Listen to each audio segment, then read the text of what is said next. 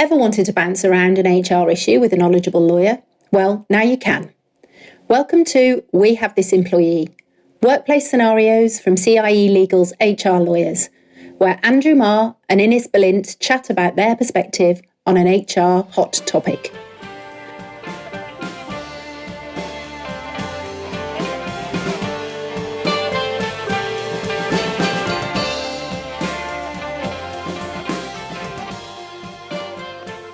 Hi, welcome to CIE Legal's We Have an Employee podcast.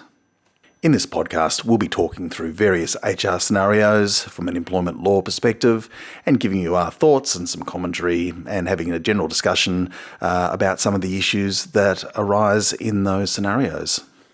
Obviously, this is not intended to be legal advice, but hopefully will give some useful pointers for those of you who are dealing with similar situations. And if you have a scenario that you'd like Ines and I to talk through in a future podcast, please email a description of the factual scenario to my email address at amaher, @cielegal.com.au. This will be a regular podcast, so make sure you check in to see if there's any new episodes. Welcome back. And first, a quick recap. We had an employee who turned up to a meeting with their manager where a number of performance issues were raised with them. During the course of that meeting, the employee advised the manager that they'd been experiencing mental health issues which had negatively impacted on their performance. After the meeting concluded, the employee commenced a period of personal leave and emailed their manager advising that their employment was a contributing factor to their ill health. Okay, so let's pick up where we left off. The employee's come back from a period of personal leave and we have scheduled a meeting. What does that meeting look like? Yeah, so in terms of what you want to put out there and what you want to get back, you definitely want to cover the targeted allegation. Yeah. So would you be sort of reiterating really what was said in that email and sort of teasing that out? Definitely. I think the first part would be just to have an understanding as to how the employee is feeling, because employee wellbeing is the predominant thing here, right? We have occupational health and safety duties here at play. We definitely want to ensure that their health and safety is not unnecessarily placed at risk in the workplace. So we want to find out that they're okay and they're feeling comfortable to be back. And what if they say, well, no, I just don't feel comfortable. I feel that, you've been picking on me and it's unfair. Also bearing in mind, and I know I'm sort of gazumping you a little bit here because I know you're going to talk about it, but this idea of whether it's safe for her to perform her duties, whether there might be reasonable adjustments that we need to look at. I mean, how would you draw all of these things in together? Because it's a bit of a mess. We know that here, as I said, we're at sort of a crossroads, and if we stuff it up, then it's going to be challenging in the future. If we get it right, it's going to be a little bit challenging, but it'll be, something that we might be able to work together to get everything back on track. But, what are some of the things that you, especially because you've got an HR background as well, what are some of the things that you would be suggesting to the manager that they say in that meeting? I mean, we've already said the first thing is to see how they're going. How do you move to the next part of the conversation, which is really sort of to tease out the interrelationship between their employment and any mental health issues that they're experiencing? Okay, so if the answer to how are you feeling, are you feeling comfortable to be here, are things better, is a no, it's not better and I'm not comfortable, I'm coming because I don't have any more paid personal sick leave and I need to make money, well then that's where as the manager you would want to understand a bit more as to why they're not feeling comfortable, why they're not feeling, even if they say the word safe. And at this point, this is where the manager might say, okay, if they don't have an escalation point, they might say, okay, well, what I'm hearing is that you don't feel safe to be at work and we need to make sure that we put things in place to ensure your health and safety at work. And that's where we might say, we actually, based on what you're telling me, I think we need to get some information from a medical professional that you see or a treating practitioner to understand how we can support you in the workplace, whether or not there are some reasonable adjustments that we can make as well. It's a good way to try and flesh out whether there's really not much basis for them feeling that way or for them saying that they feel that way as well. So yeah, and look, as we both know from having advised on these sort of things countless times, as well as your experience inside organisations as an HR practitioner, people don't always take things on board which are legitimate criticisms of their performance. People will always look for a different reason for something being said about their performance. They see it through a prism often of sort of persecution, and you say these are our concerns, and they say, oh, well, it's only because of either whether it's other employees not doing their jobs properly, whether it's the manager being, unfair and targeting them, countless other reasons all could sort of play into it. But people, as we all know, don't always, at first instance, want to recognise that there might be some sort of deficiency in the way that they're performing their job.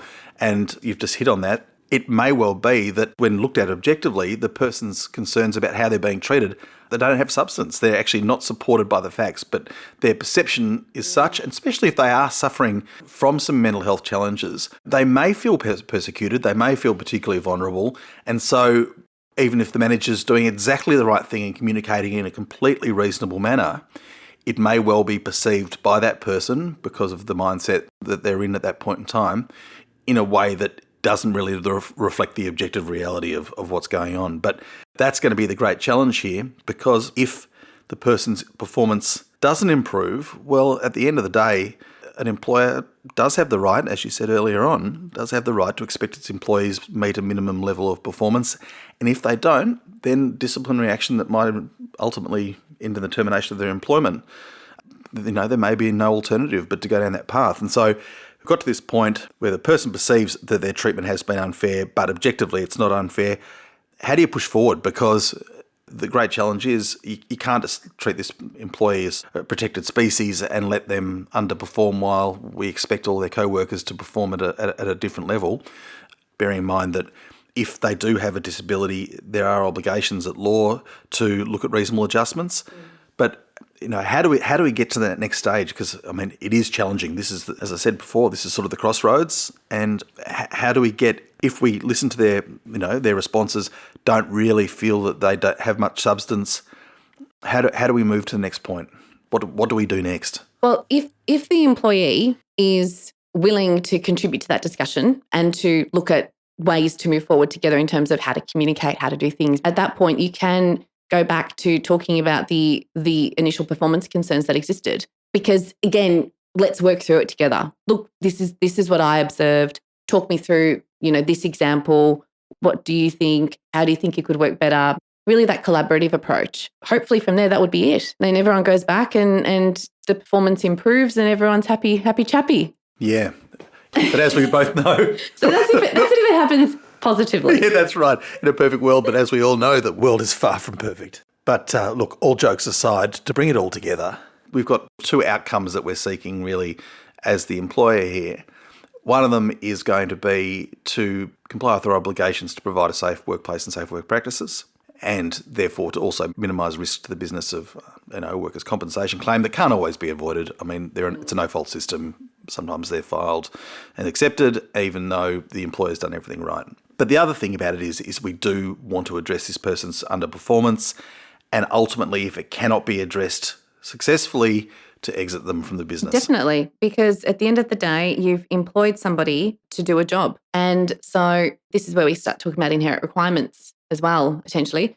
But from a performance perspective, you've ticked all the boxes in terms of making sure that person is safe. We're dealing with any mental health issues or challenges. So the reasonable adjustments are there to assist the employee in meeting the expectations. So if they're still not meeting the expectations despite those reasonable adjustments, and the performance continues to be substandard. It's tricky, and you certainly want to do it sort of with advice, really. But yes, you can, and but the key issue is, as soon as you've had a protected attribute identified, especially if it's a protected attribute that has the capacity to impact on performance, you really need to have that really clearly delineated and addressed separately, because it will come back at the end, undoubtedly. If someone said to you, I have mental health issues, you kind of ignore it, you push on with performance management, it ends up in disciplinary action, and potentially the termination of their employment. As sure as the sun comes up in the morning, that will appear in a general protections claim, because it's there. You've got to deal with the elephant in the room. You can't just ignore it and put a tablecloth over it and put a couple of glasses on top and just call it a high table. It doesn't work. The elephant's an elephant and it needs to be addressed. So what are the takeaways from this case study? So we discussed the situation where an employee's decline in performance happened and that it could potentially be linked to work and for mental health concerns. We discussed the potential risks this creates, so general protections, potential discrimination, as well as potential workers' compensation claims. And the takeaways are that you can't ignore an employee telling you that they feel this way. You need to be sensitive, you need to approach it in a sensitive and careful way, and you need to get independent professional advice from a medical professional and put in place reasonable adjustments if available and necessary. And the biggest takeaway is you can still manage the performance of an employee in these types of situations. Yes. Once you have the reasonable adjustments piece put in place, if reasonable adjustments are required, and if you've got medical advice that no reasonable adjustments are required, then you are free to pursue a performance management process in the same way as you would for any other employee. Exactly. Well, thank you very much for that, and I think I'm on the hook for the next one. So see you next time. Thanks for joining us on We Have This Employee.